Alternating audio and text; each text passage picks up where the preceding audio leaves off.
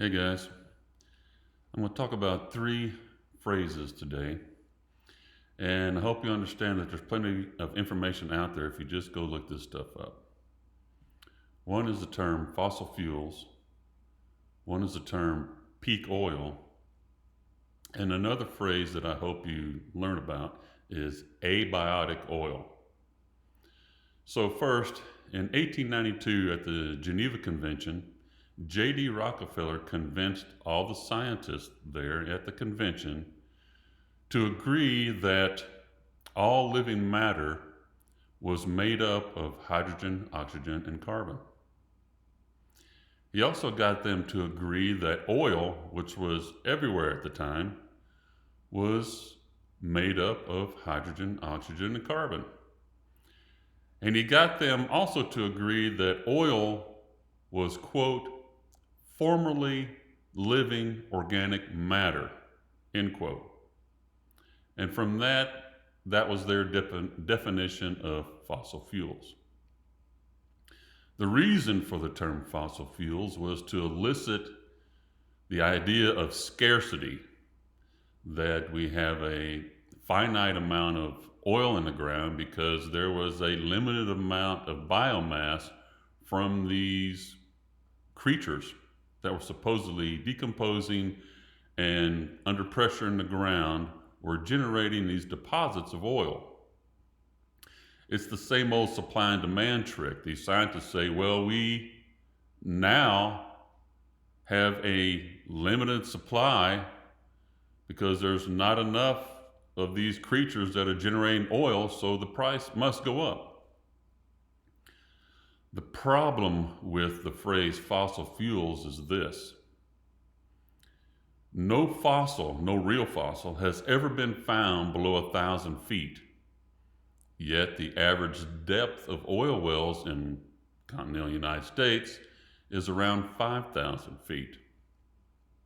And yet we've been drilling to over 30,000 plus feet for decades to find oil. So that's telling you, that's an example that there's no such thing that these fossils, this oil is coming from these fossils. Excuse me. Now, peak oil. There was a geologist named Marion King Hubbard that worked for Shell in the 1950s that came up with the phrase peak oil. He convinced the people, with the media's help, of course, that oil production would peak in the 1990s. His actual statement was this, quote, that U.S. oil production would peak in the 70s and the world oil production would peak in the 90s. So he's one of those purveyors, or he got paid by these oil companies, Shell in particular, and with the help of the media, to propose that if we didn't do something, we would reach a level of oil that we would start to decline from because there was just no more oil to be found in the world. The problems with this statement are this. The USGS capped a well in Alaska in 1960 that was the largest oil deposit ever found at that time. Now think about that. That was oil that they found an oil well that they capped, right? So the supply and demand trick is still at work. That's what I'm trying to get across from you. And even Gerald Ford in the 70s mandated a national speed limit from 70 down to 55 to just help drive the point home that we've got to do something or else we're going to have problems because there's just no more oil to be found. Now, why would the government think about this? Why would they say such a thing? Let's think about that. I'll give you some time.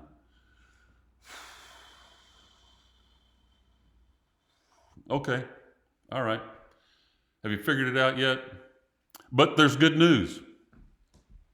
Abiotic oil. Now, abiotic oil means that oil doesn't come from some never-ending supply of these mythical creatures that have been under pressure in the ground or from some large biomass. It just doesn't happen. You need to look these terms up. Abiotic oil. Go look it up. The proof. A study out of Texas A&M found that the previously drained oil wells were refilling. Think about that for a second. They were refilling. And not in the hundreds or thousands of years that they claim that this oil took to deposit in the first place, but in 1 to 3 years. Think about that. The latest news from the fields of oil is this. We are finding massive amounts of oil all over the country. Recently in Alaska, another huge oil deposit was found.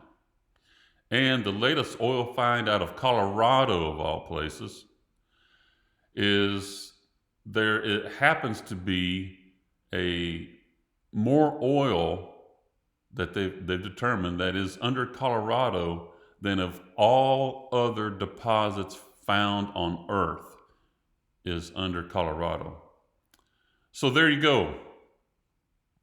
Again, decide for yourselves if you've been lied to and manipulated your whole lives. And that's the whole point of my videos, is to help you decide for yourselves and unwind that Gordian knot that has been tied around your throat since your birth.